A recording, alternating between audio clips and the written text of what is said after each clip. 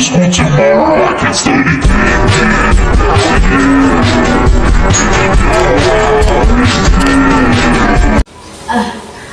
Baiklah teman-teman, perkenalkan nama saya Tesalonika Sugian, saya dari kelompok 5. Di sini saya akan memaparkan hasil diskusi kami mengenai komunikasi kelompok, komunikasi organisasi, komunikasi antar budaya, dan komunikasi massa.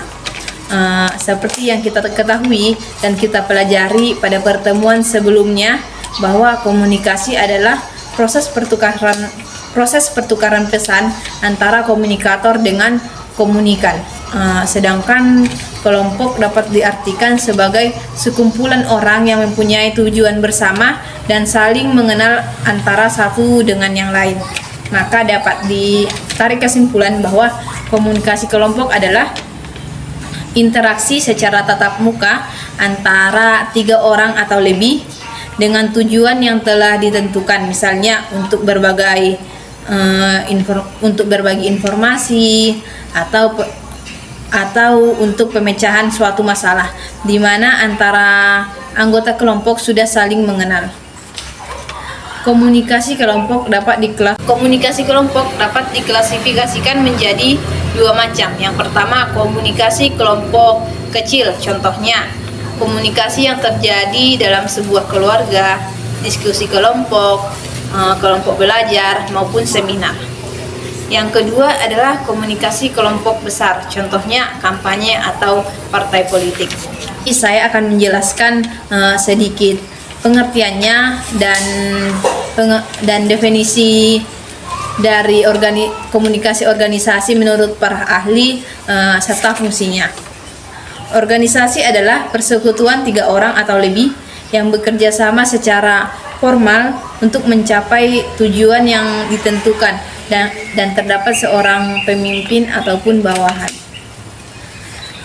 Komunikasi organisasi adalah pengiriman dan penerimaan berbagai pesan organisasi di dalam kelompok formal maupun informal di suatu organisasi.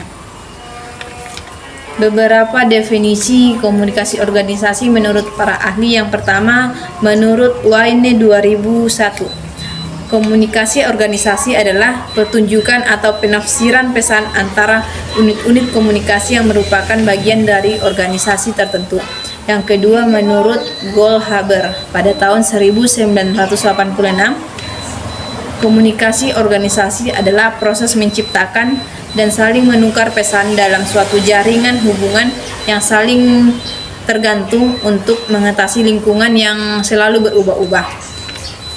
Menurut Arnold dan Feldman pada tahun 1986, komunikasi organisasi adalah pertukaran informasi antara orang-orang dalam suatu organisasi. Dan yang keempat, dan DeVito pada tahun 1997 mengatakan bahwa komunikasi organisasi adalah pengiriman atau penerimaan pesan baik dalam organisasi di dalam kelompok formal maupun kelompok informal. Untuk tujuan dari komunikasi organisasi adalah yang pertama, untuk fungsi dari komunikasi organisasi adalah yang pertama, fungsi informatif, yaitu sistem yang memproduksi dan memproses informasi. Yang kedua ada fungsi regulatif, yaitu peraturan yang berlaku dalam suatu organisasi. Yang ketiga ada fungsi persuasif, yaitu menyukseskan kinerja karyawan atau anggota organisasi. Dan yang keempat ada fungsi integratif, yaitu penggabungan berbagai media atau saluran informasi dalam organisasi untuk mencapai suatu tujuan yang telah ditentukan. Cukup sekian penjelasan dari saya. Untuk materi selanjutnya akan dijelaskan oleh rekan kami, Repa. Baiklah, di sini saya akan melanjutkan materi, yaitu komunikasi antar budaya. Komunikasi antar budaya adalah proses komunikasi yang terjadi antara orang-orang yang memiliki kebudayaan yang berbeda, baik itu dari segi ras, etnik, sosial, ekonomi, atau gabungan dari perbedaan semuanya. Ada beberapa macam-macam hakikat komunikasi antar budaya, yaitu yang pertama enkulturasi. Enkulturasi adalah mengacu pada proses kultur dan budaya ditransmisikan dari satu generasi ke generasi berikutnya. Kemudian kultur bukan ditransmisikan dari gen melalui lingkungan. Yang kedua yaitu ada akulturasi. Akulturasi adalah mengacu pada proses yang memiliki kultur seseorang dimodifikasi melalui pemaparan langsung dengan kultur lainnya. Secara umum, komunikasi antar budaya dapat dipahami sebagai tindakan orang-orang yang memiliki budaya yang berbeda suku satu sama yang lainnya. Contohnya seperti ketika kita berkomunikasi misalkan kita berkomunikasi dengan antar orang Medan dengan orang Jambi, maka akan terjadinya sebuah komunikasi antar budaya. Selanjutnya saya akan menjelaskan komunikasi massa. Komunikasi massa adalah komunikasi melalui media massa. Melalui media massa contohnya seperti media cetak, media dan media elektronik yang disampaikan oleh banyak atau massa yang banyak. Komponen-komponen komunikasi massa yaitu ada 6. Yang pertama ada komunikator, yang kedua ada sistem dan simbol, yang ketiga ada media massa, keempat regulator, yang kelima ada media, yang keenam ada penerima pesan dan lain-lainnya.